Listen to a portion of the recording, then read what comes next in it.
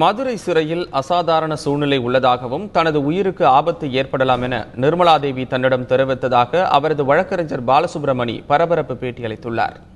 Audio சர்ச்சையில் சிக்கிய பேராசிரியர் நிர்மலா தேவி மதுரை மத்திய சிறையில் அடைக்கப்பட்டுள்ளார்.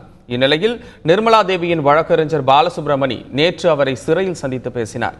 பின்னர் செய்தியாளர்களுக்கு பேட்டியளித்த அவர், சிறையில் தனது உயிருக்கு ஆபத்து ஏற்படலாம் என நிர்மலா தேவி தன்னிடம் தெரிவித்ததாக கூறினார். ஆடியோவில் உள்ளது தனது குரல்தான் என்றாலும் அதில் சில பகுதிகள் எடிட்டிங் செய்யப்பட்டுள்ளதாக நிர்மலா தேவி கூறியதாக அவரது வழக்கறிஞர் தெரிவித்தார். கல்வி நிலையங்களுக்கு இடையே நடக்கும் தொழில் போட்டி காரணமாக நிர்மலா தேவியை வழக்கில் சிக்க வைத்துள்ளதாக அவரது வழக்கறிஞர் பாலசுப்ரமணி தெரிவித்தார். ஜெயிலுக்குள்ள ஒரு சில அசாதாரணமான சம்பவங்கள் நடக்கிறதாக சொல்றாங்க. அவங்க உசுருக்கு ஆபத்து இருக்கிற மாதிரி தெரியுது.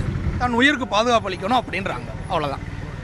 இதை நாங்கள் கோர்ட் மூலமாகவும் நாங்கள் அந்த பாதுகாப்புக்கு நான் ஏற்பாடு பண்ண போகிறேன். அதான் கல்வி நிறுவனங்கள் இடையே உள்ள போட்டியினால் தான் சிக்க வைக்கப்பட்டு இந்த விஷயத்தை பெரிய லெவலில் பூஸ்டப் பண்ணிட்டாங்கன்றது அவங்களோட வாதம். அவங்க சொல்கிறாங்க அந்த ஆடியோ நான் பேசினது தான், பட் அதில் ஒரு சில விஷயங்கள் சேர்க்கப்பட்டிருக்கு, ஒட்டப்பட்டு வெட்டப்பட்டு அந்த ஆடியோ உள்ளது அப்படின்றாங்க.